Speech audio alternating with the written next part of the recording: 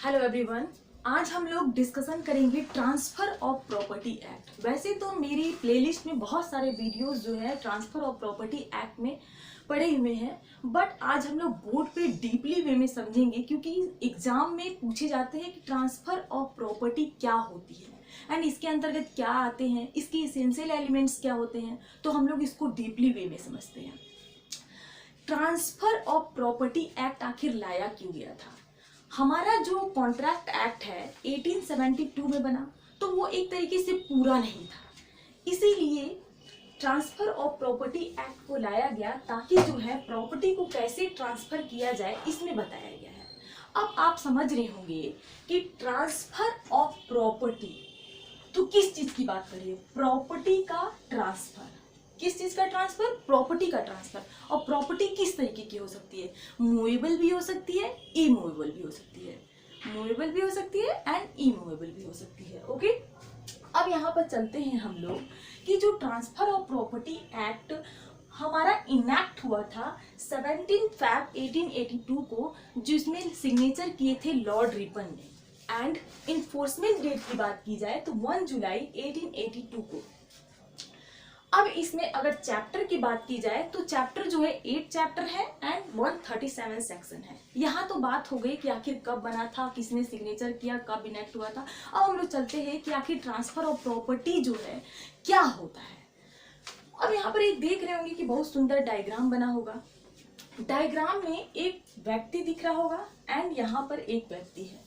अब इस व्यक्ति के पास एक लैंड है, लैंड। ओके, अब ये व्यक्ति जो है इस लैंड को क्या करना चाहता है? बेचना चाहता है। ओके, मैंने आपको सेल पॉइंट ऑफ व्यू से आपको एग्जांपल देके समझा रही हूँ।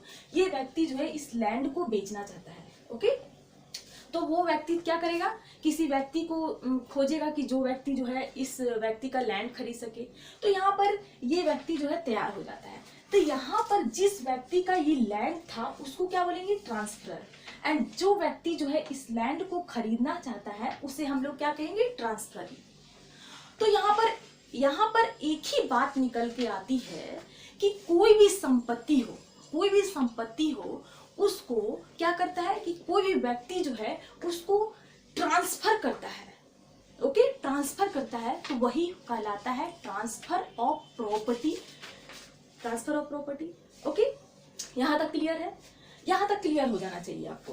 अब हम लोग चलते हैं आगे आगे कि जो ट्रांसफर ऑफ प्रॉपर्टी है किस किस तरीके से माध्यम से हो सकती है?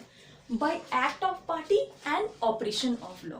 बाय एक्ट ऑफ पार्टीज जो है हमारा ट्रांसफर ऑफ प्रॉपर्टी एक्ट के अंतर्गत आता है and bye operation of law जो है ये हमारा ट्रांसफर ऑफ प्रॉपर्टी एक्ट के अंतर्गत नहीं आता है। ये सब आपके हो जाते हैं हिंदू लॉ, मुस्लिम लॉ के अंतर्गत आते हैं। एंड कोर्ट ऑर्डर आप समझ सकते हो कि कोई भी कोर्ट जो है ऑर्डर दे देता है, स्टे लगा देता है, तो कोई भी प्रॉपर्टी के ऊपर कोई भी हम लोग कार्रवाई जो है नहीं कर सकते हैं या फिर कोई भी चीज़ों का उत्पादन नहीं कर सकते हैं।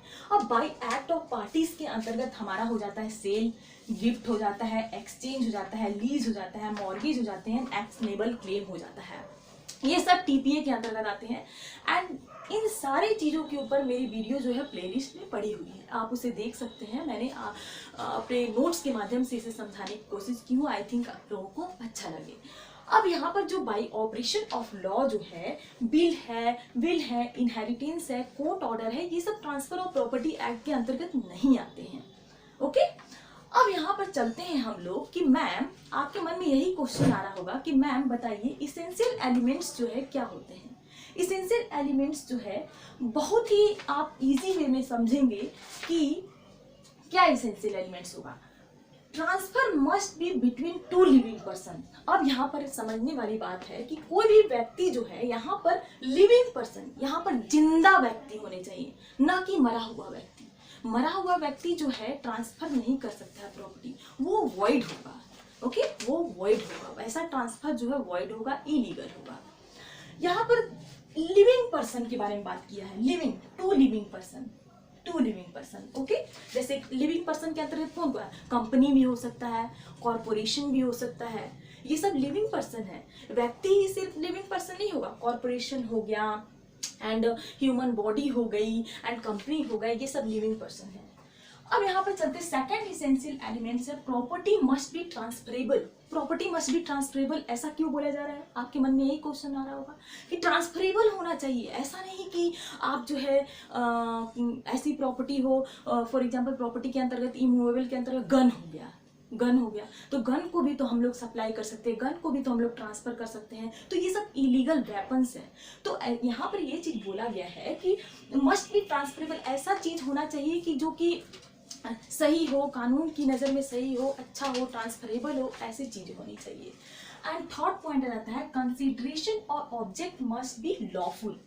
कंसिडरेशन एंड ऑब्जेक्ट, ऑब्जेक्ट यहाँ पर मैंने पहले ही बोल दिया, इलीगल वेपन का आप ट्रांसफर कर रहे हैं या फिर ऐसी ज़मीन है जो कि सरकारी है, मीन्स की गवर्नमेंट की लैंड है और आप क्या करते हो, इलीगल तरीके से किसी को ट्रांसफर करने की कोशिश करते हो, तो ये सब आपका ऑब्जेक्ट जो है लॉफुल नहीं है। कंसिडरेशन आपको इंडियन कॉन्ट्रैक्ट एक्ट 1872 के सेक्शन 25 में बताया गया है, कंसिडरेशन जो है लॉफुल होना चाहिए, उसका प्रतिफल जो है लॉफुल होना चाहिए।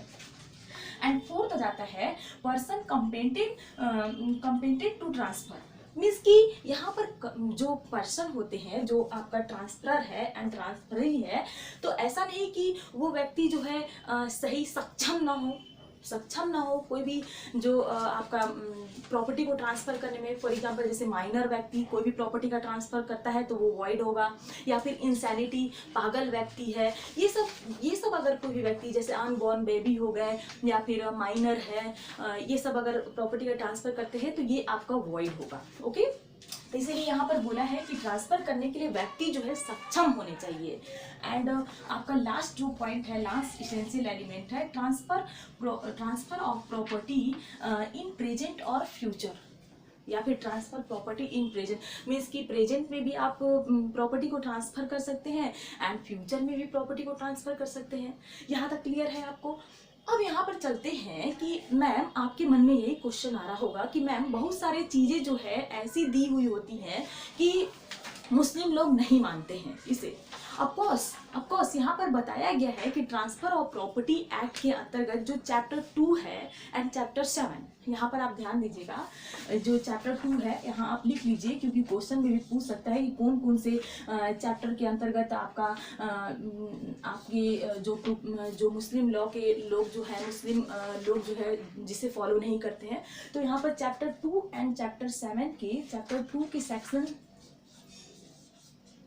2 एंड चैप्टर 7 का सेक्शन 129, ये जो सेक्शन 2 है ये आपके मुस्लिम जो safes country rules of Muslim personal law, and section 29 जो गिफ्ट की बात करता है। ऑफकोर्स आप मुस्लिम लॉ पढ़ते होंगे तो उन लोग की अलग एक गिफ्ट की लॉ बनाई गई है, दान का एक अलग बताया गया है किस तरीके से आपको दान करना है। तो यहाँ पर मुस्लिम लोग इस जो चैप्टर है उस चैप्टर के सेक्शन जो है उसको फॉलो नहीं करते हैं।